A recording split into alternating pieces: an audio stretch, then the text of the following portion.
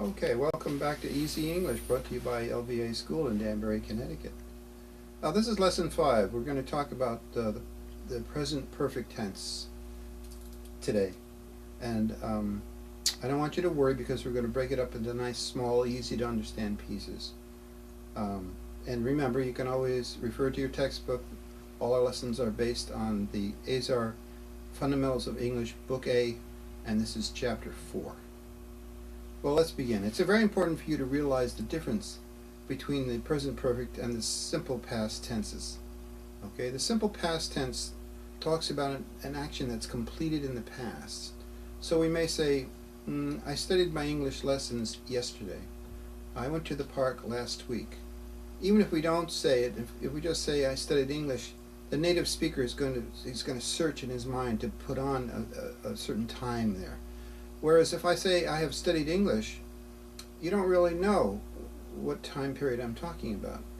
Unless I hook on one of those words such as since or for. Those are helper words, and if you see those, then you get a clearer idea.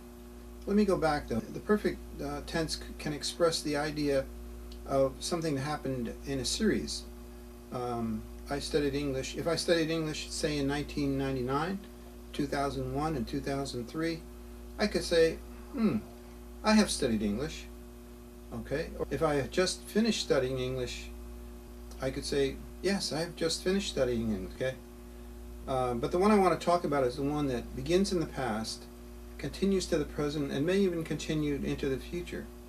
So we're going to talk about what kind of questions you're going to be responding to when we ask that. Okay, so in English I may ask you, have you ever studied English before? Oh, and you could simply say, yes, I have. But that doesn't really, that's kind of too vague. So, yeah, and you might want to continue and say, yes, I have studied English since 2005. Okay, now I have a pretty clear idea, and I suspect that you began studying in 2005, and you continued in a more or less uninterrupted way up until the present, and I suspect also that you're probably going to continue in the future. Okay? Now, likewise, you could say, I have studied English for 5 years. It's the same information, you're just giving it in a slightly different way. Okay? Now, English speakers, notice how I phrase those questions. Have you ever? I might ask you in conversation, I might say, did you ever? Okay, did you ever? And if I ask you, did you ever, then you're probably going to respond with a simple past. Yes, I did. I studied English last year. And there you're talking about last year. Well, then I'm going to assume, well, you studied English and you're not going to do it anymore. You gave up on it. That's fine. Okay? So that's pretty much what I want you to understand for today's little lesson. I'm going to send you over to the resources area because I want you to do some assignments. And before you go, I want to give you a few clues. Watch out for the question if it begins with have you ever. Remember to kind of use the same words that you're asked in your answer. Okay, so have you? Yes, I have. No, I haven't. Okay.